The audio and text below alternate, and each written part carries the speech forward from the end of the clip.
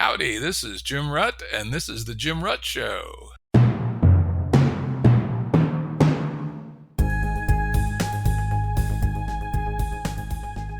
This is a Currents episode. Currents are shorter and less heavily produced than our full-length episodes and generally focus on a single topic. As always, links to books, articles, and organizations mentioned are available on the episode page at jimruttshow.com. That's jimruttshow.com. Today we have BJ Campbell on. BJ is a very interesting writer. He writes currently on Medium on the publication Hand-Waving Freaker-Outery. How about that for a title?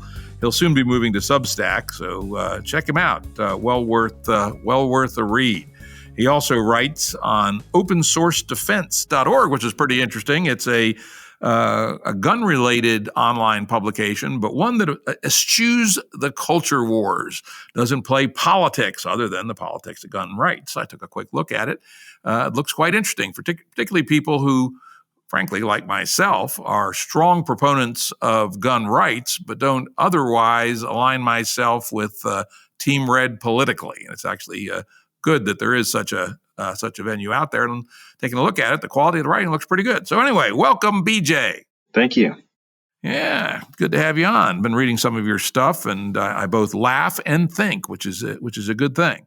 I appreciate that. Today, we're mostly going to focus on an essay you wrote. It's a little, written back in 2018, so the language is maybe a little different than you might have written it today. It's called "Social Justice is a Crowdsourced Religion." Let's start off by defining what you mean when you say social justice. Yeah, having these kind of discussions is it's very tough unless you bang the semantics out first, which is what you'll find anytime you interact with social justice folks. If you're trying to come to a resolution or an agreement, you have to really spend some time defining terms because the terms that they use internally are different, or they're using the same words and have different meanings, and so the potential for talking past people is very high. One of the things that I've tried to do as I've dove into this is, just to not adopt a position pro or against any of this stuff. And what you're seeing now, and we can maybe round back to this topic later on in the podcast, is you're seeing kind of a political realignment that instead of it being left-right, it's sort of woke, anti-woke. And a lot of the disagreements inside this space are even more difficult to resolve because of the language barrier. So there is a caste of people, in the country who have adopted a set of ideologies and a set of kind of procedures of how they adopt their ideologies. And they don't have a name for themselves at all, right? If you ask them what's the name of your ideology, and they'll say something like, well, it's being a decent human being, right? Because that's how they perceive it. But for a while it was PC, it was politically correct. And then there was, social justice. And then there's kind of a pejorative that came in where they were branded social justice warriors. And so they kind of pivoted over to woke. And now they're not even calling themselves woke either. And part of the reason why they're not is because the woke terminology was kind of hijacked and stolen from, the Black community, quite honestly. And so they're kind of pivoting away from talking about woke now as a deference to the Black community that the term was stolen from. So anytime this thing is branded, it gets branded from the outside. And right now, again, in early 2021 / most of 2020, people who are writing about it from the outside have been calling it woke, wokeness, or things like that.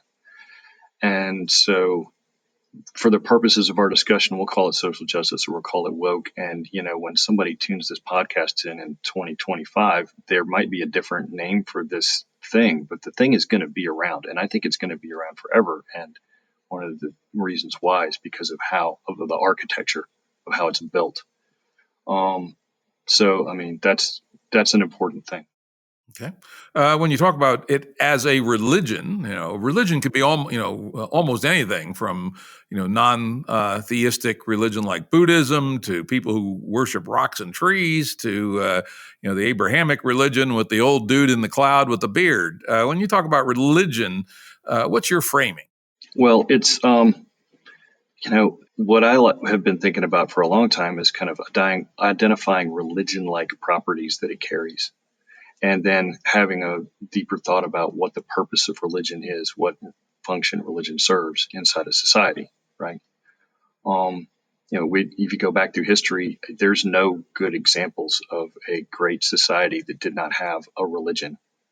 And I think that it's reasonable to make the case that the reason why is that religion serves an important part for great societies, and that it conveys behavioral indoctrinations and it creates a sense of unity, right? So, when we have if it's not a religion, it's a pseudo religion, or it's something else that's providing all the same machinery that's necessary from a religion and is filled the void that has been left when, Western societies started abandoning religion and they needed something else to fill the same function. Does that make sense? Yeah, indeed. So you have religion it's a meaning making structure. It conveys moral principles. They always have scripture. The scripture conveys the ideologies. It focuses on moral purity. It focuses on in-group behavior. It demonizes out-group behavior. Religions have a function to excommunicate blasphemers.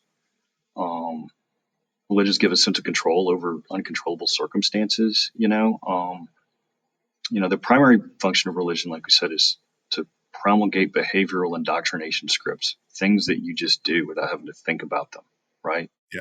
And you make the point that thinking is hard, frankly, and most people ain't very good at it. So, probably through evolution, we have found, at least for humans, that having behavioral scripts for most humans seems to be relatively efficacious. Right.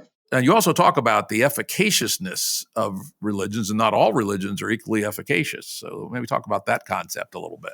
Well, I think, if you want to kind of throw a Darwinist lens over the idea of cultures, which I think very heavily in these terms, it's how I like to think about history. We probably had 3,000 some odd religions 2,000 years ago, right, across the globe. And over time, we've had kind of a religious Darwinism thing going on where all the different religions died out for one reason or another. And, you might have the cult of Yahweh and the cult of Baal back in the time of Canaan. And, let's pretend, I don't know this, but let's just make up that the cult of Baal liked to drink pig's blood every Tuesday, and the cult of Yahweh liked to bathe every day, because that's what baptism is. And so the cult of Yahweh beats out the cult of Baal, right?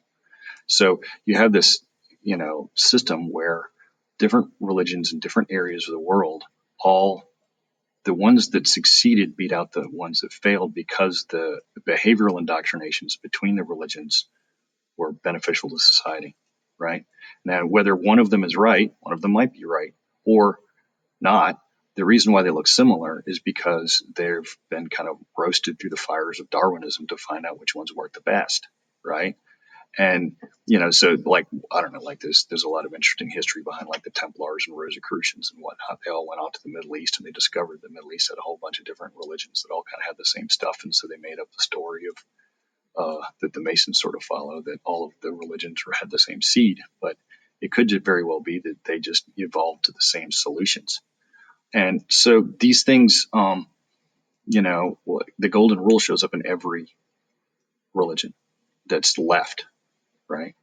And the reason why is because the golden rule works a lot better than the kill your neighbor and steal his beer rule, right? And if we had that rule, then there wouldn't be enough cops to be able to manage the society. So these kind of indoctrinated behavioral patterns are important to convey in a society in some function or another. And if you're abandoning religion, then that leaves a gap where something else has got to jump into the gap, and it's got to fill the role of conveying these behavioral indoctrinations. I mean, do you open the door for a lady, Jim? Definitely. Well, depends. I size her up and figure how feminist she is. If it's a woman of my mother's generation, born in the late 20s, definitely, right? So you're doing more thinking about it than I am, right? I just do it. And so we have all but that's because it's a script. I've just adopted that script and I go by it, right? And in prior generations, we got these behavioral scripts out of, Sunday school. And now we kind of get them all over the place. We get them from TV, we get them from the internet, get them from Disney movies.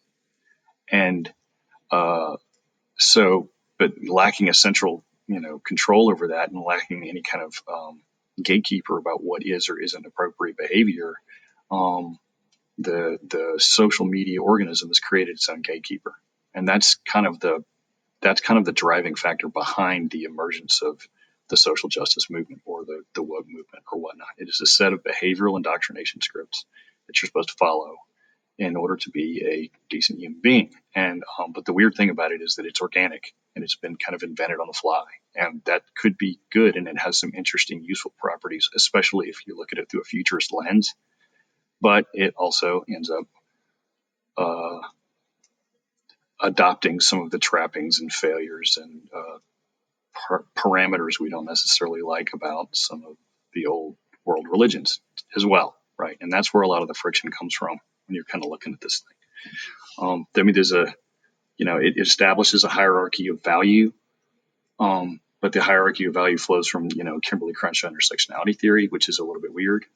We can bring that up a little bit later, but it has, virtue signaling via symbols and phrases, and this is not unique. A lot of people like to rake the wokes over the coals for virtue signaling so much when they're, change their Facebook avatar to whatever the most popular thing is of the day. I mean, virtue signaling is something that's, I live out in the country, and I see somebody driving an F-250 down the road with a, real men love Jesus bumper sticker. That's a virtue signal too. It's just a virtue signal to a different culture, right? And, the other things that really kind of tie it into being a religion is religions convey ideas in a way that becomes unfalsifiable. So that way it makes it harder to challenge the idea. So where, somebody who's a very traditionalist Christian might say, well, the earth is 5,000 years old, and I know this because God put the dinosaur bones there. That makes the 5,000-year-old indoctrination unfalsifiable. The way the social justice folks do this, or the woke folks, is through standpoint epistemology, which is the thing where they talk about, well, my lived experience says this, and my standpoint is just as valuable as your standpoint, which is a way to undermine anybody disproving at a statistical level the indoctrination that they happen to be talking about, right? And that all kind of flows from a postmodernist backbone. Like, if there's no such thing as objective reality, then my subjective reality is just as valid as your subjective reality, right? So that's why a lot of this stuff is tied in its kernel, its original form, with the Frankfurt School and with a lot of those kind of like contemporary philosophical underpinnings and whatnot. They kind of provided the backbone for this thing to emerge. Yeah, I had James Lindsay on not too long ago, and we talked about his book, Cynical Theories, where he does a great job in going back to the roots of this and showing that the falsifiability actually comes from the incorporation of some of these postmodern concepts.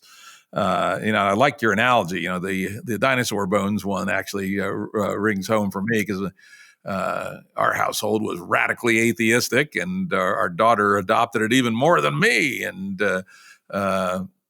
she was chatting with one of her friends. Actually, she spent the night, and they were talking religion. The friend was real religious, and my daughter said, well, how do you explain the dinosaur bones? And the friend had the canned answer, the script that was even better than the one you gave as the example, which was that God put the dinosaur bones there to test our faith. Yep. It's a good one. Perfect, right? Right. Unfalsifiable script, right? Which is something that Marxist-Leninism had a whole bunch of those. The Nazis had a bunch of those. Any ideology that is going to triumph even for a while needs to have defenses against reality. But if it's a non-reality based ideology, which most of them are. Well, I mean, you see those crop up with like other ideologies too, like nationalism will have this sorts of non-defensifiable, scripts and whatnot. When you talk about James Lindsay, I mean, I'd been thinking about this stuff for a while, and I was half done with all my architecture for this article that you were mentioning. And when I stumbled into James Lindsay's work on the same topic, he had a huge, I don't know, after I wrote that, he wrote another, like it's got 60-minute long read he put up on Arrow, or however you pronounce that, about the same topic, about social justice being a religion. But the thing that frustrates me about James, and I have the book too. I have the Cynical Theories book. I haven't read it yet. It's just sitting on a shelf. I'll pull it out and read it one day. The thing that frustrates me about James is that he's a really good analyst, and he's really good at unpacking all this stuff. And then he co-authored a book about having productive disagreements. But then, if you were to jump on Twitter and follow it, all he does is just have unproductive disagreements. Yeah, we talked to him about that, and he admitted the fact that he's basically just being, a confrontational, dramatist on Twitter, and that, which is kind of unfortunate because his work is really quite exquisite, but it does not surface itself well on his tweet stream. I must confess, he's a very poor ambassador of this concept, right? And I think that when you look at people who you admire, you want to look at them for what to do and what not to do. And his approach, I think, is just to this whole deal of kind of, it feels to me like what he's doing is he's trying to jump into the culture war as a culture warrior instead of as a culture war analyst. And that's certainly a better way to gain traffic and better way to get your name out there and that kind of thing, because the culture war is what gets clicks in the media nowadays. Yeah, unfortunately. But I just don't feel it's productive. I try to stay as culture war agnostic and conscientious objector to it as I can. So. Yeah, it's good. But on the other hand, if we're going to have a culture war, it's got to be two sides. So I think that's the other argument of it. Now, we also want to hit on another phrase that you mentioned, which is one of my pet peeves. The people that play this card, lived experience, right? As if that trumps, say a scientific analysis. And this goes all the way back to one of my favorite teachers in seventh grade, Mr. Williams. He made the very interesting point. How do we know the world is round, right? He didn't use the language, but he was essentially, pointing to intersubjective reality that science creates, right? How do we know the world's round, right? And he made it very clear, and if we thought about it, none of us in our lives up to that point had ever seen any actual evidence that the world was round. And, since that time, I've kept my eye out for proofs, and maybe 5 or 6 times in my life have I seen tolerably good proof that the world is round. Probably most people never have, or if they have, they didn't notice. So their lived experience is that the world is flat. And yet, we laugh at the flat earthers. And so this laying out the card lived experience is, to my mind, not very different than laying out a card that says, I'm a flat earther because that's what my lived experience has been. Yeah, I mean, lived experience is a way to bypass statistical arguments, right? I mean, a lived experience is one anecdote, one data point, and then statistical analysis is to gather as many of those as you can in a sample and then do math on it, right? And that's how science works. Or to do an experiment, right? You can either gather data, which is one way to do science, and the other way is to set up a controlled experiment, do the experiment, and see what happens, right? And I thought that was a very nice parallel that you pointed out, that just like many religions, not all religions, but many, particularly the more hot religions like the Abrahamic religions, tend to have been, at least in their heyday, very anti-science. And they had, their ways of deflecting, as in, God put the dinosaur bones there to test our faith, right? And then more sophisticated ways. But social justice pretty much has to do the same. So maybe talk a little bit about the conflict between social justice as an ideology and science. Well, so we kind of pretty much already covered that topic, honestly. It's like anytime you see something that is going to, if science shows up as something that is problematic, there's a good word, to the ideology, then what the ideology does is, explain that away by saying, oh, this is problematic. And that goes back to kind of those lexicon. And I'll admit to stealing the lexiconic parallels from James, because he's one of the first people I know to really point out kind of a more exhaustive list. But so anything that is heretical is problematic. Anything that's blasphemy is politically incorrect. Any original sin is privilege, right? Their church is the safe space. The meek shall inherit the earth the future is intersectional. That's almost an exact mapping. and born again is woke. These things, it's not a coincidence that these things have been mapped over like that, because it's you look at the history of Christianity. Christianity was spread throughout Europe by piggybacking itself of European paganism, right? And the easiest way to spread a meme is to attach it to a familiar meme. So it's as social justice stuff has evolved, it's evolved from the crowd, and whatever is the most viral or gains the most traction is an idea that gets elevated to the forefront because it gets spread the most.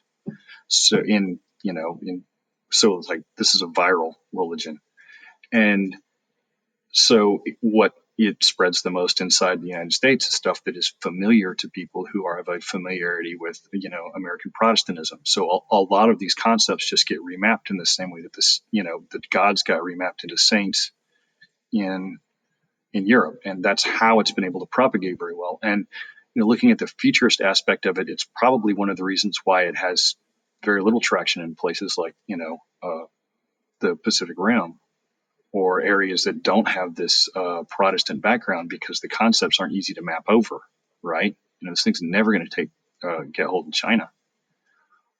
So it has some limits to it, and it's only able to really spread in areas that are ripe for it because the analogies are already baked into the dialogue, so that it becomes easy to make the jump. Does that make sense? That's very interesting. I hadn't thought about that before, but you're right.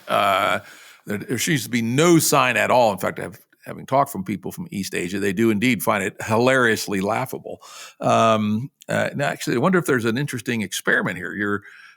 Your conjecture would suggest that Catholic countries are probably less susceptible to wokeism than our Protestant countries. So, it might be interesting to come up with a neutral survey of wokeism and give it in countries that are same culture but different religions. For instance, Germany, where there's Protestant regions and Catholic regions, and the same is true in Switzerland, where there are Protestant regions and Catholic regions, and see if there is a difference in the score on wokeness. Of course, you could even do it in the United States, people who are Protestant and Catholic by their pronounced religion, though truthfully, even Catholics in the United States have imbibed a lot of Protestantism with their Americanism over the years, so it might not be so good. But I would point out, there's a testable proposition to your conjecture. Well, I mean, the big thing to do would be test it down to South America,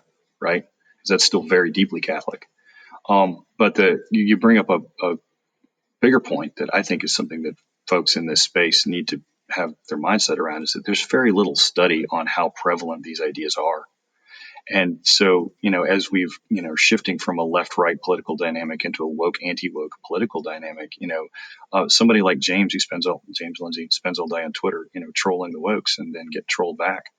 His world, all of our worlds now are made up of what we see on our glowing screens instead of what we see out our windows. And so there's no good way to know how prevalent the woke thing is. It might just be loud in our phones and quiet out the window.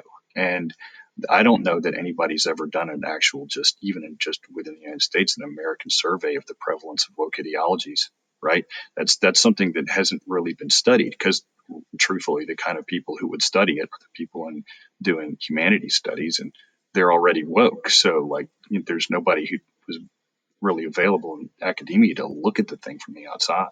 I don't know how prevalent this stuff is. And it seems prevalent for anybody who lives on Twitter, but not a lot of people use Twitter by ratio. Exactly. Yeah, my own sense, and again, I've thought about this quite a lot, is that actual postmodernists, actually people who understand and practice postmodern theory, is probably 1% to 3% of the population, and that those who have absorbed wokeness in a reasonably full form are probably not more than 10 to 15% of the population, but which is a pretty big number, but not nearly as large as their seeming dominance in popular culture would indicate. I know a lot of folks, and I can only think of one who's actually a hardcore woke, which is kind of interesting. Well, you're older than I am, so you probably know less of them. I know a lot more. I hang out with them. They're my friends, that kind of thing. But what I found is that because it was very difficult to try and interact with these kind of folks for a long time until I kind of had this, oh, it's a religion epiphany, because I can hang out with Christians and Muslims and Jews and, any kind of religion. And I know what to say and not say around them, because to make sure I don't offend them. That one of the problems with interacting with woke people, it becomes easier once you realize, or it's at least a pseudo religion, is that the main feature of wokeness, and the feature that is the most interesting and the most new and the most relevant to futurist thought, is that the indoctrinations are not fixed. They're malleable, and they catch them all in the feed. And this is an extremely important thing to understand. And I don't think even like folks like James really understand the implications of this. People who have adopted the anti-woke position and are fighting them, they're trying to, set up and knock down ideologies, right? They're like, oh, this ideology is dumb and that ideology is dumb and whatever. And they're not realizing that the overall program is not, the true feature of it is not its body of ideologies, because ideologies can change. You get updates, right? And there's a lot of good examples of these. I mean, like, you used to be able to identify as black, and then you couldn't. And then they canceled Rachel Dolezal, right? You remember that? Yeah. Oh, yeah. Oh, you shouldn't. You could identify black if you weren't black, I suppose. But yeah. Yeah. Well, you used to, inside woke, dogma, you could do it, and then you couldn't do it. They changed the rule, and then everybody forgets that used to be that the rule was be that you could, or you follow the gender thing. Like, how many genders are there today? In 2012 there were 2, and then 2014 there were 3, and then 2017 there were 37. And Tinder added 37 different gender options for trans inclusivity. And then that wasn't enough. So then we went to infinite. And then now, if you go back to, kind of the boundary case on this, which is Tinder, the trans women on Tinder are just, they're not adopting a different pronoun. They're just saying they're women. And then you have this trans women or women thing, which is what they're doing now. But the blue checks on Twitter still haven't updated to that, because they're still doing the him, her gender pronoun thing. There's very few people within the social justice thing that are still adopting, alternate pronouns. So that thing is probably going to get, depreciated at some point. And it went through a whole big chain. And this is something that's how many genders there are is a very fundamental thing, right? But it got adjusted over and over and over again over the past 5 years. That's a very short time frame to adjust something that's that fundamental, A good example of this just past year was, we had this whole thing going on in social media where leaving the house is murder during COVID. And then that pivoted straight in the span of a week to not leaving the house is racist. And there was and people on the outside looking in were like, don't you see the cognitive dissonance there? Don't you see how that's like, but the folks who were catching their updates on the feed, there was no cognitive dissonance at all, because there was just a sense of, oh, well, this is what we're doing now, right? Because we got our update. And so our behavioral indoctrination changed. Another good one was, there was a big push in 2 or 3 years ago inside the woke spaces that the definition of transphobia was not wanting to have sex with a trans person, right? And that became a big thing for about a year, and then pushback from within the gay community caused that to get depreciated. So the ideologies that are on this thing, they're really malleable. You don't know where they're going to end up.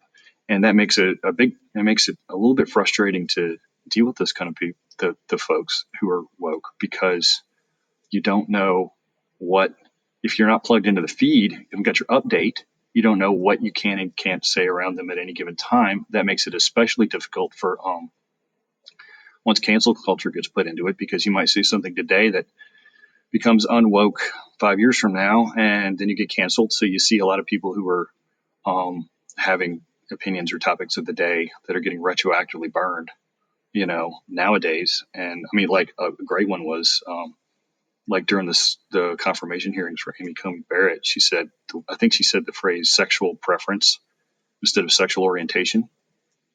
And the reason she said that was she hadn't got her woke update, right? And Yes. And so then, there was this giant freak out about it. And it's like, well, if she'd had our woke update, then she would have said the other word. But then they went back and changed the dictionary after the freak out to keep up, because Webster's wasn't even up to date on their woke right? So this thing, it's constantly changing. You could end up in a scenario in 10 years, let's say that like the wokes all go vegan, as an example. Let's just say, for example, we could be tearing down statues of Martin Luther King for eating a hamburger, right? So you don't know where this thing is going, and that's one of the things that makes it frustrating to deal with. But from a futurist standpoint, the fact that it has updates at all gives it a really robust nature to makes it a lot more anti-fragile than a lot of traditional religions, which have a book that's thousands of years old, and it takes like a council of Nicaea to change the book. It can't change fast enough to keep up with times, right? So if for future religions or any new religion to emerge in the 21st century and beyond in the internet age, I think that they're going to have to come up with some kind of way to compete with this update mechanic. You see what I'm saying? Oh, yeah. I would describe it, language that borrowed from John Robb, who I have on the show fairly recently. In fact, just had him on the other day. Is the way you're describing it, we could think of wokeism as a self-organizing network tribe, and a network-based self-organizing network tribe. And that kind of covers what you're talking about because it exists as a standing wave on the network. And those standing waves are subject to change at any time, right? You say this term is no longer within our tribe. We now use this. And we can sort of switch that very quickly because we're all highly interconnected to those of us who are on the inner circle of or inner enough circle of the network. And then that gets out to people just a little further out. And, within a couple of days or a week or two, if you make a change, everybody hears about it because it's a self-organizing network tribe. And of course, where that becomes, I'll steal the term, problematic is, if they want to use their own language, that's fine, right? Who cares, right? A self-organizing tribe wants to have its own language, well within their rights. It's when they start to insist that other people use that language when it becomes, annoying, problematic, and, potentially, a source of serious conflict. If Amy Coney Barrett did not consider herself woke, which as far as I can tell, she doesn't. There shouldn't be, or at least one could argue that there should not be any obligation on her to use their vocabulary. Just like you would not require a Buddhist to use Catholic terminology. You wouldn't expect a Buddhist to be required to talk about original sin or the Trinity or virgin birth or any of that stuff.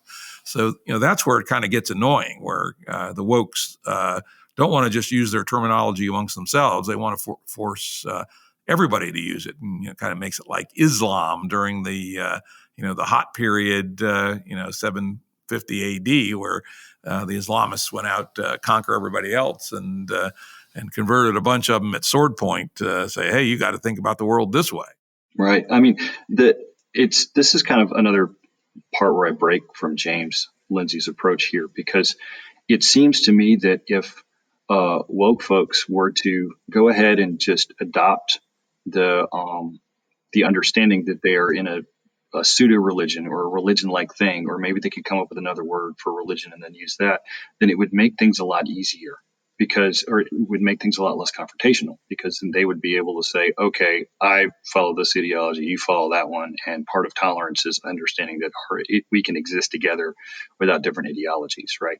And so when I have this kind of conversation with woke folks, I'm usually like, you should just go ahead and do this. You should say, all right, this is a religion and we're going to adopt these views and we're going to lean on freedom of religion to have, to defend any of our views that might not jive with the latest scientific study or something like that.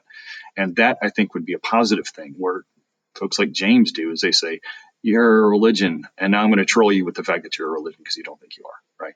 And that's, I think that's non-productive. Whereas, grabbing their hand and looking them in the eye and say, religions are okay, you can have one, might be more helpful to the overall, to diffusing some of the culture war rhetoric that's going around with this thing. Personally, that's kind of where I view it. Well, it's an interesting argument, but if we look at the history of religion, there's often been totalizing religions. Think of Catholicism, in the Middle Ages when Anything that even looked a little bit heretical came along, burned them at the stake, tore their villages down, killed them all. Or again, Islam, 740 to maybe 800 AD, just sweeping out across the world and forcing everybody to convert. On the other hand, there are other religions which aren't like that at all. Buddhism, for instance, Hinduism, somewhere in between. And so there certainly are totalizing religions. And so one might say that, if you put wokeism in a basket of religion, you also have to make the second move, which is to say that in the modern world, since the Enlightenment, basically since the lessons that were learned in the 30 Years' War, totalizing religions are no longer acceptable. And the way woke is being practiced today is as a totalizing religion, where it believes that everybody must convert. Yeah, I think from an Enlightenment standpoint, I think you're absolutely correct. I think if you dial the thing back to an even larger viewpoint, the history of the human race is a history of cultural evolution, or we might say culture war, right? There's always been this kind of friction between different cultures, and what has emerged so far is not going to be what it looks like in 100 years or 500 years or something like that, because we can't say. It would be very arrogant for us to say, all right, our culture is done, right? And so I get the idea that cultural evolution is important, and what in the past, so cultures have won these culture wars by infiltration, like the Christians did to the pagans. They've won at sword point. They've won by outbreeding each other, right? And this is something, for instance, this is stuff that you'll see sometimes spill out of the alt-right, circles, where it's like, well, holy shit, if you looked at the birth rates, the Muslims are going to win just by breeding, right? You have that's a culture war boundary, just like all of these other things are. And when I attack the thing, I think about it. I think the Frankfurt School people were half right. I think that we do have, these ideologies that are just made up, that just fill the white space in our brains, and that these behavioral indoctrinations are things that we learn and are passed down or learned through school or such, and they make up a large portion of our behavior. And then these culture wars are wars between the ideologies themselves. It's the ideologies using the people as the tools. That's where the Frankfurt School people failed. They saw the ideologies as just ways that powerful people were using to keep other people out of power. So they just did a power analysis, which is wrong. I mean, what's right is that the ideology itself is the powerful thing, and it's using the humans as ants to propagate itself. Right. That's what I call a meme space entity, which has its own evolutionary context, right? It's not necessarily being directed for nefarious purposes, though it may be. There are times when ideologies certainly are being directed by their authors or their inner circle. Think of Nazism, for instance, or Marxist-Leninism, both of which were pernicious ideology/religions that had a relatively small coherent core of people making them. Though it's, I think, more true of something like a bootstrapping, self-evolving network, self-organizing tribe of the sort that you're painting the picture of here for woke. So I think it's more true of that particular variety than it might be of other kinds. Right. I mean, so, Nazism or communism or any of these things, some of these ideologies tend to be very strong, and they can grow and they can propagate by war. They can propagate by books. Right. But all of the ones prior to now really have been either a very old tradition that had kind of evolved extremely slowly over time because technology was also evolving extremely slowly along with it, or were things that were cooked up by like an inner cabal, like you say. And the unique thing about the woke thing, the thing that the futurists have got to pay attention to, and I don't think they are, is that this thing is a new thing. It emerged differently. And the anti-wokes that are trying to fight it, they don't understand what it is. Because if they were going to try and develop something that would fight it, it would have to also be an emergent crowdsourced thing. You see what I'm saying?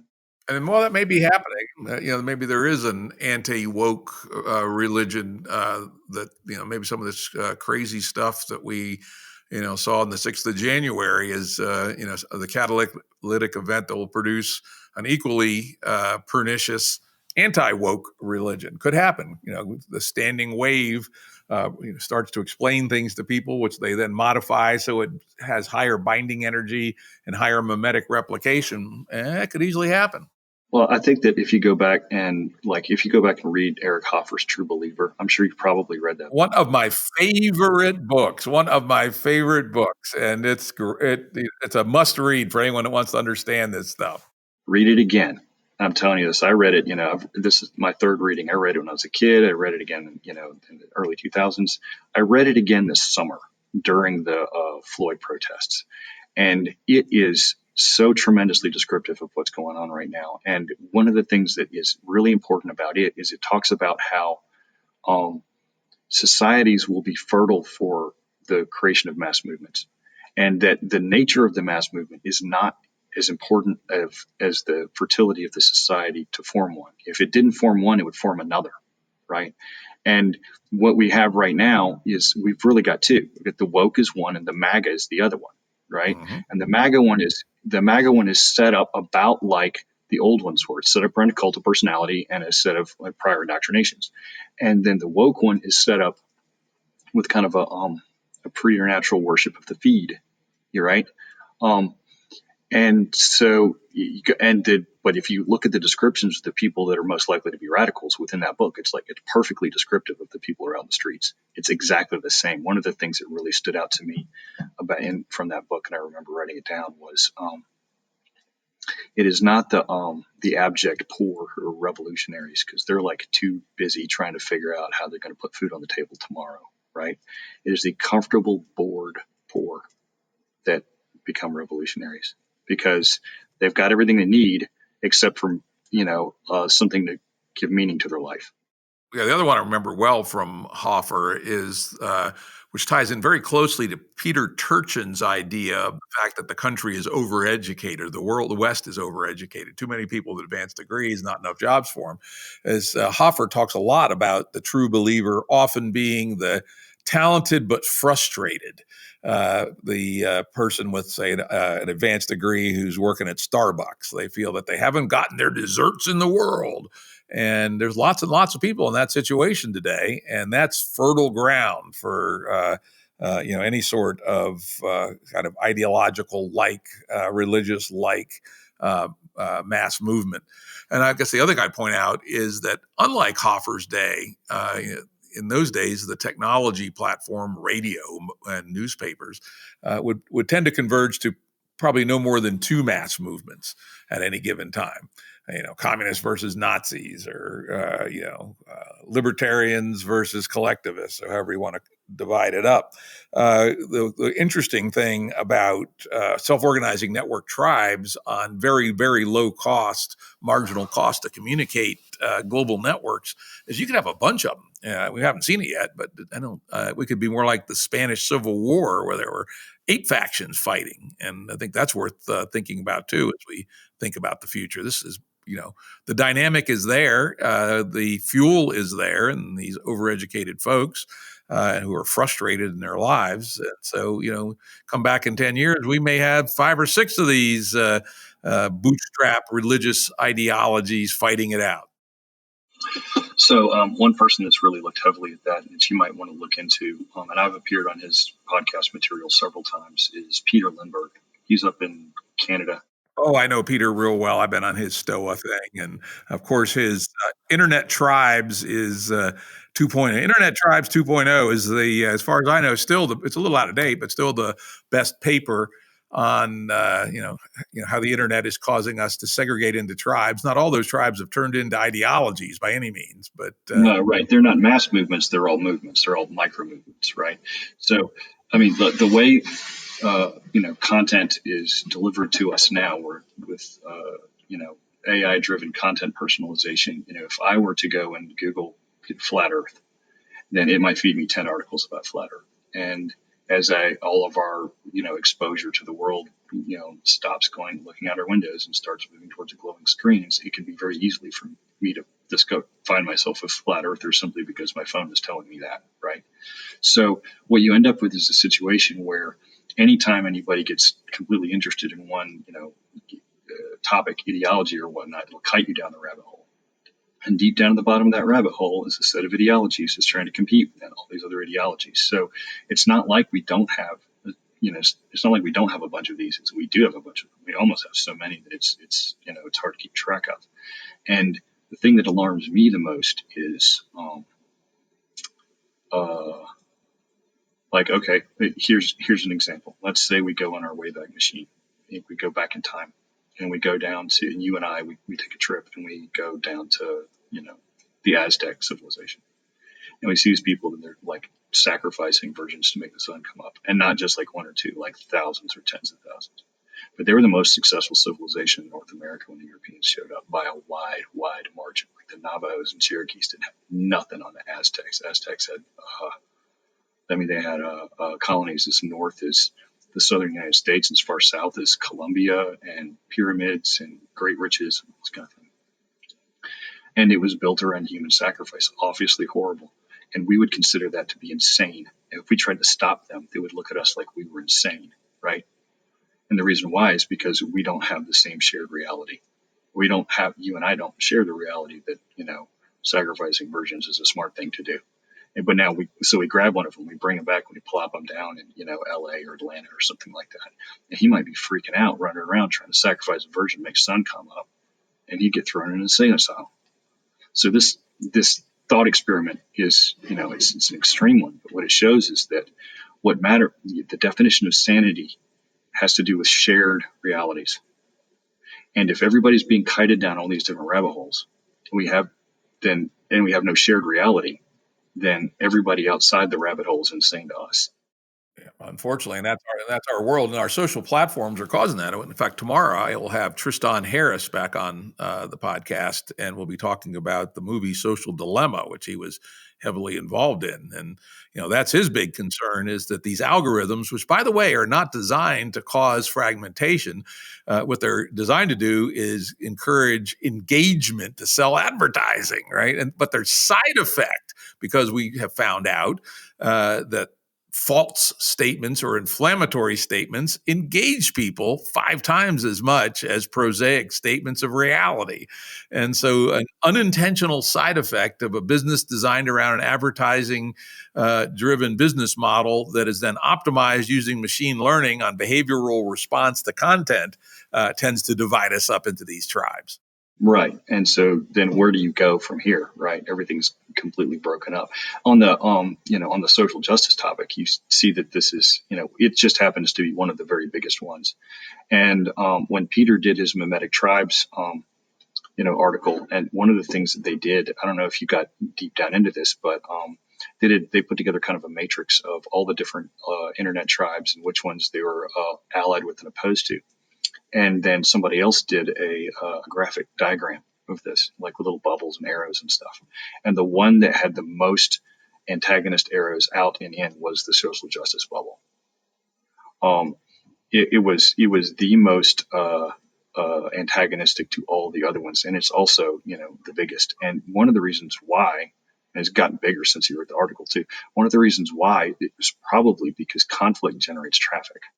Exactly. That's the Tristan Harris view, and also the scientific view of people who look at this stuff is that and if you think about it, now this is actually a good conversation. If the wokes are more like a evangelical religion than otherwise, they're going to have sharp elbows with everybody else, set off conflicts. Conflicts make noise. Noise brings eyeballs. Some percentage of those eyeballs get converted to the new religion. So having sharp elbows, just like the Protestants had very sharp elbows. Led to the 30 Years War. 30 Years War, and that just generated more Protestantism. Quite interesting. Well, we're getting late here on time. Usually these essay-based podcasts, I try to keep under an hour. I think we're just about at it now. I want to wrap up, though, on a final thought, which is one of the things that, I'll put my cards on the table. I'm none too much a lover of woke for this sharp elbows, anti-science, warfare culture, secret code, cancel culture, all this stuff. But, and this is the big but we all have to keep in mind, at least the nominal original goals of this were good, right? We do want a society where race doesn't matter, though the wokes have now won't let you say colorblind anymore. I love this, assholes, right? So they have taken what was good, the Martin Luther King style civil rights movement, where he and his people demanded the dignity of being thought of as full humans, right? This is good. I feel the same way about homosexual rights. I am glad that we've reached a point where homosexual marriage is legal, though I'll probably get in trouble for saying homosexual. That's probably not allowed anymore. So the thing that's so annoying about wokeness is that the original underlying motivations were good, but through this self-organizing meme space entity, it's developed all these other attributes which have nothing to do with the core mission, but rather make it a more effective memetic replicator. Well, I think that you need to go back and kind of look at what we talked about earlier to understand how and why. I mean, it's not like the other religions started with, all of those bad products either. They all started good as well, and then they evolved over time. And the reason why they evolved, we might think, I postulate anyway, is that adopting those bad qualities helped them spread faster. That was exactly my point. Yeah, that they get those things because they help spread faster. Sharp elbows, right. Arguments about words help get eyeballs, help you spread. And even though it may undermine your core values, like the Catholic Church, circa 1500, Jesus Christ would have been fucking appalled if he'd come back and seen that shit show, right? So the thing to keep an eye on is that if these sort of self-organizing pseudo-religions and whatnot become the norm in the 21st century, they're evolving more quickly. And they're evolving more quickly because there's a much greater information exchange rate in the internet that allows them to evolve more quickly. So you end up with updates that come out a lot faster. And so whatever evolves to combat woke might end up in the same rub. And whatever comes after that might end up in the same rub too. And as the information exchange happens more quickly, the evolution of these things is going to happen more quickly. And this isn't going to be the only one where you see this crop up. You're going to see it crop up in the next one and the next one and the next one. And that's something that's alarming. Alarming, or just is what it is, right? We'll see. Anyway, I think we're going to wrap it here. I want to thank BJ Campbell. You can find him at Hand Waving Freak Outery on Medium currently and on Substack soon. BJ, thanks a lot for a very interesting and I hope a conversation that people will talk about a little bit. Thanks for having me on. Production services and audio editing by Jared Janes Consulting. Music by Tom Muller at modernspacemusic.com.